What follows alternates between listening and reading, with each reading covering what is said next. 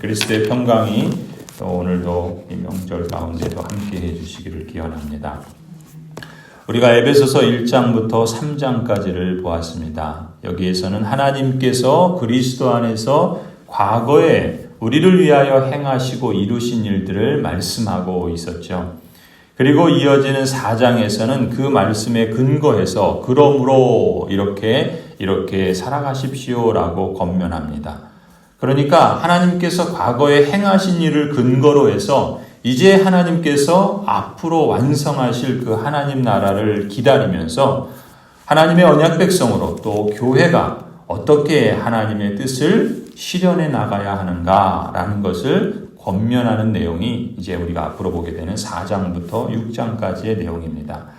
1절을 보시면 이렇게 말씀하죠. 그러므로 주님 안에서 갇힌 몸이 된 내가 여러분에게 권합니다. 여러분은 부르심을 받았으니 그 부르심에 합당하게 살아가십시오.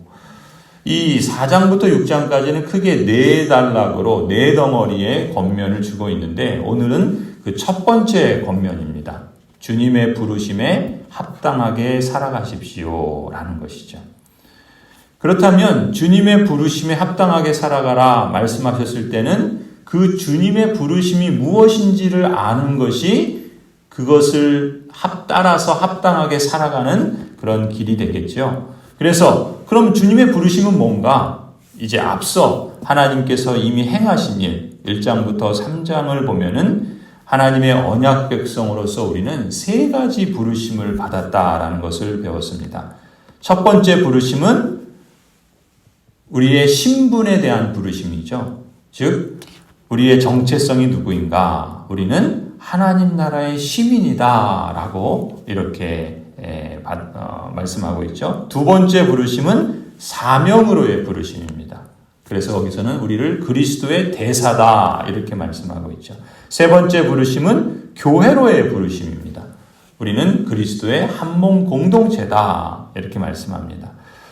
그 부르심에 합당하게 생활하십시오, 살아가십시오 라고 말씀하실 때 그 첫 번째 부르심은 신분, 우리의 정체성, 우리가 누구인가에 대한 부르심이라고 그랬죠. 그래서 우리가 1장에서 보면은 하나님께서 그리스도 안에서 우리를 받아주셨다라는 사실이죠.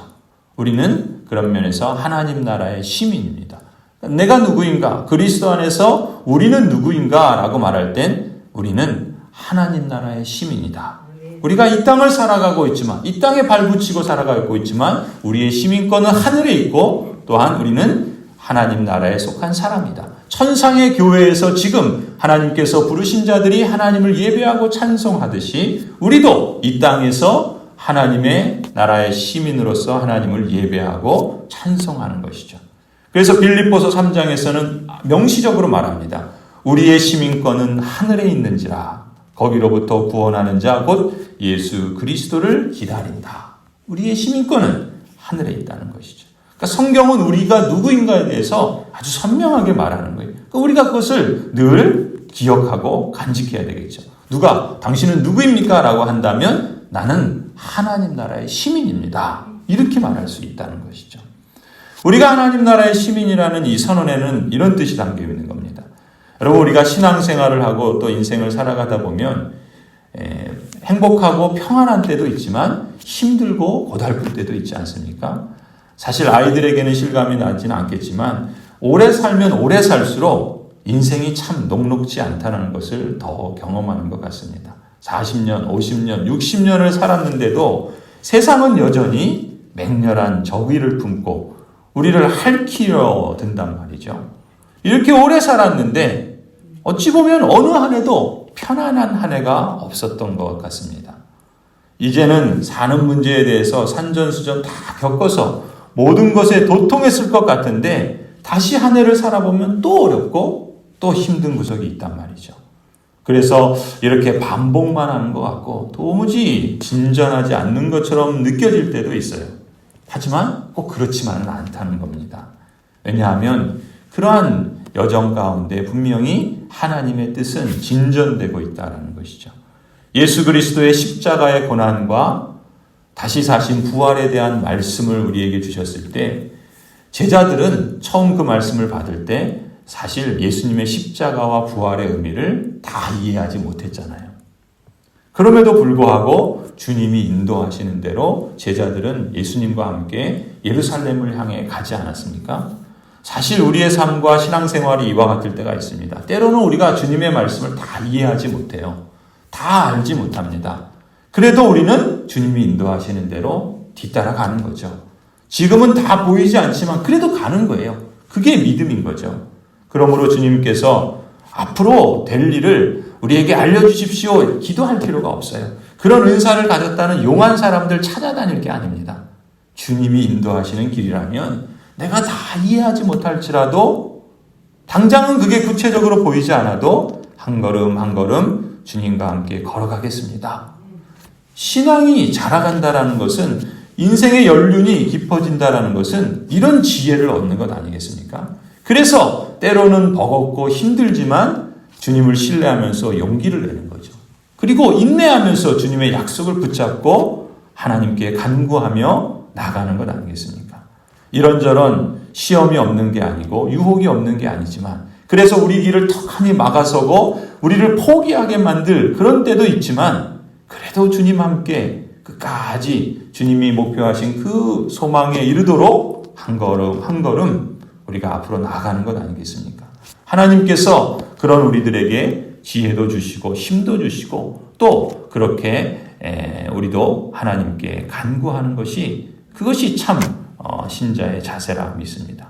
하나님께서 계획하시고 기뻐하시고 원하시는 뜻이 그리스도인으로 부름받은 내 안에서 합당한 결과를 얻기 위하여 이루기 위하여 열매 맺기 위하여 진전되고 있다라는 것을 우리는 늘 기억해야 되겠습니다.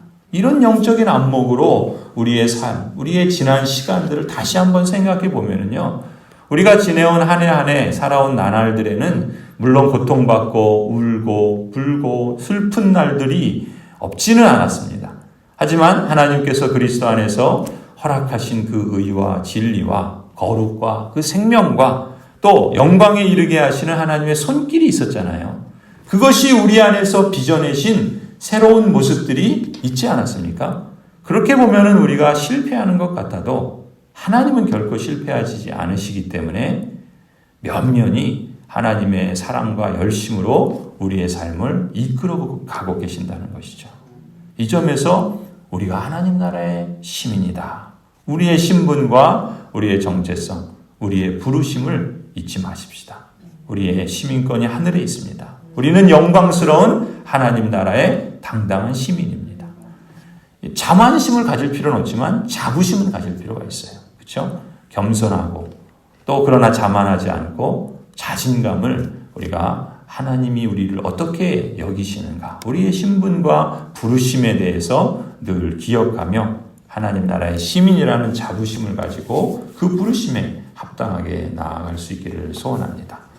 두 번째 부르심은 사명으로의 부르심이죠. 2장에 보면은 하나님께서 그리스도 안에서 우리를 특별한 존재로 삼아주셨다. 이렇게 선언하고 있어요. 그래서 그것을 한마디로 말하면 우리는 하나님의 작품이다. 호이에마다 이렇게 말씀하고 있죠. 또 고린도 후서에서는 우리는 그리스도의 대사다. 이렇게까지 말해요.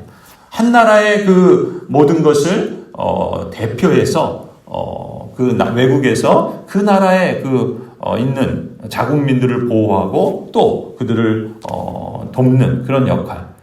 그게 대사잖아요. 그리스도의 대사라는 거예요. 우리의 부르신 역할과 사명에 대해서 성경이 선언하고 있습니다. 또 우리에게 화목하게 하는 직분을 주셨으니 곧 하나님께서 그리스도 안에 계시사 세상을 자기와 화목하게 하시며 그들의 죄를 그들에게 돌리지 아니하시고 화목하게 하는 말씀을 우리에게 부탁하셨느니라. 그러므로 우리가 그리스도를 대신하여 사신이 되었다. 고린도후서 5장에서 이렇게 말씀하죠. 그리스도를 대신하여 거룩한 대사로 우리를 지명하여 부르신 겁니다. 그게 우리의 역할이고 사명이고 특별한 존재로의 부르심인 것이죠. 그 부르심에 합당하게 살아가십시오라고 말씀하는 것입니다. 그래서 오늘 본문도 보시면은 이 7절부터 12절에서는 그 직분에 대한 말씀을 하세요. 그 직분은 무엇입니까? 그것도 14절에 16절에 보면은 서로 함께 연결하고 결합돼서 그리스도의 몸을 세워간다라고 말씀하세요. 그것은 이제 우리가 영적인 성장과 그리스도의 몸을 세워가는 데 있어서 세 가지 원리가 있는데 그 중에 하나가 분업의 원리예요. 각각 그 지체가 서로 연결하고 결합되어서 그리스도의 몸이 세워지는 거죠. 그리스도의 몸은 머리를 그리스도로 삼고 각 몸의 부분들이 우리 신자들 아닙니까? 그래서 각 부분들이 역할이 있는 거예요. 어떤 부분이 더 중요하고 어떤 부분이 더 덜 중요하고 그게 아니죠. 각각이 고유한 역할들이 있고 그 역할들을 잘 감당할 때 온몸이 건강하게 자라는 것처럼 하나님께서는 우리에게 이 직분을 통해서 분업의 원리로 각각 그 자리에서 그 맡음과 역할들을 잘 감당함으로써 그리스도의 몸을 세워간다라는 것이죠. 그것이 하나님께서 우리에게 맡기신 그러한 사명이라고 그렇게 말씀할 수 있습니다. 그리고 세 번째 부르심은 교회로의 부르심이에요. 하나님께서 그리스도 안에서 우리를 새로운 가족 공동체인 교회에 속하게 하셨다. 그게 2장 후반부의 말씀이잖아요. 그러니까 우리는 그리스도의 한 몸이다. 한 몸으로 이루신 공동체다. 그래서 에베소서 4장 오늘 4절 말씀도 보시면 교회를 뭐라 그럽니까? 그리스도의 몸이다라고 그렇게 말하죠. 그리스도의 몸이 하나다라고 말씀합니다. 그래서 보시면은 그리스도의 몸이 하나다라고 말할 때는 예수 그리스도께서 머리가 되시고 저와 여러분 또 모든 성도들은 몸의 한 부분이 된다는 거죠. 그렇게 서로 그리스도 안에서 언약의 피로 맺어진 한 몸으로 우리는 부름받았고 한마디로 교회는 그리스도와 한 몸이는 그리스도의 몸이요 공동체다. 그래서 한 몸이라는 것을 말씀하기 때문에 오늘 본문 2절부터 6절까지는 하나라는 표현을 많이 써요. 하나라는 표현. 그러니까 하나라는 표현을 많이 쓰면서 그러면서 16절에 보면은 온 몸은 머리이신 그리스도께 속해 있다. 그러니까 우리는 그리스도께 연합되어 있는 거예요. 연결되어 있는 거예요. 그러니까 우리는 또 서로 연결하고 결합되어야 되겠죠. 그렇게 각 지체가 16절 보면 뭐라 그러니까 그 맡은 분량대로 활동함을 따라 몸이 자라나며 사랑 안에서 몸이 건설된다. 하나로서 한 몸으로서 사랑으로서 분업으로서 그렇게 그리스도의 몸이 자라가고 성장한다라고 말씀하고 있습니다. 여러분 왜 성경은 그리스도의 공동체인 교회를 몸이라고 표현할까요? 우리 몸은 어떻습니까? 몸이 갖고 있는 특징은 뭐예요? 생명이 있다는 거죠. 갓난아이가 태어났을 때 그 아이에게도 생명이 있잖아요. 그리고 그 아이가 이제 어린이가 되고 또 청년이 되고 성인으로 자라가지 않습니까? 교회가 그렇다는 거예요. 교회가 태어나면 신자가 태어나면 그 생명이 있기 때문에 자라가는 거예요. 그게 정상적인 과정인 거예요. 고향제일교도 마찬가지 아닙니까? 고향제일교도 나이로 따지면 몇 살입니까? 올해가 49년째 됐으니까 49살이에요. 그러면 교회가 작년이 된 거 아니겠어요? 그러니까 고향제일교회라는 이름으로 태어나면서부터 우리에게도 그리스도로 말미암는 생명이 있고 또 자라남이 있는 거예요. 그런데 15절을 보면은 그 자라남의 목표가 있다라 그래요. 목표가 있어야 되잖아요. 분명한 목표를 제시하는데 15절 뭐라고 말씀합니까? 우리는 사랑으로 진리를 말하고 살면서 모든 면에서 자라나서 머리가 되시는 그리스도에게까지 다다라야 합니다. 우리의 목표가 있어요. 성장의 목표, 자라남의 목표. 그 목표는 뭐예요? 천면망면 세우는 게 목표가 아니고 그리스도에게까지 자라가는 거예요. 그리스도에게 자라간다는 건 뭐예요? 우리가 그렇게 자라가야 된다는 거죠. 그리스도가 머리시고 우리가 거기에 연결되어 있다고 했잖아요. 연합되어 있잖아요. 그러면 우리 자신이 자라가야 되는 거예요. 그리고 교회 공동체가 함께 자라가야 되는 거예요. 그러니까 이 자라감, 그리스도에게까지 그리스도의 장성한 분량이 충만한 데까지 자라감, 이 성장, 이것이 이 교회의 목표다라는 것이죠. 그러니까 여러분 한 사람 한 사람이 자라가는 것이 정상적이에요. 자라지 않으면 병이 들고 아프면 어떻게 돼요? 몸이 전체가 다 고통을 당하는 겁니다. 여러분 한 사람 한 사람이 건강하게 잘 자라가면 온몸이 함께 건강하게 자라가는 거예요. 한 사람 한 사람이 그리스도의 몸으로서 중요한 것이죠. 또 또 그 자라나는 방법으로 하나님께서 주신 것이 앞서 말씀드린 것처럼 직분을 주신 거예요.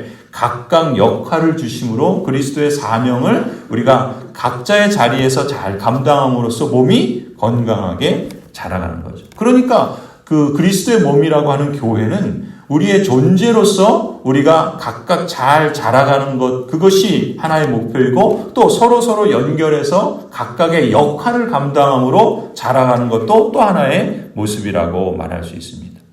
여러분, 이제 우리 교회가 이제 교회 설립 50주년이 내년이 됩니다. 우리가 이제 내년에 설립 감사 예배를 50주년 감사 예배를 드릴 건데, 여러분 그때 우리가 감사 예배를 드릴 때 무엇을 감사해야 되겠습니까? 여러분은 무엇을 감사하시겠어요? 자라남을 감사해야 돼요. 그리스도의 그 몸에 우리가 연합되어서 우리가 함께 살아온 여정과 또 그런 여정 속에서 자라난 것에 대한 감사를 드리는 거죠. 우리 자신이 감사의 제물이 되는 거예요. 내가 이만큼 자랐습니다. 내가 예전에는 이만큼 신앙의 모습이었는데 지금은 이만큼 신앙의 모습을 갖고 있습니다. 그것이 우리의 감사의 이유가 되는 거예요.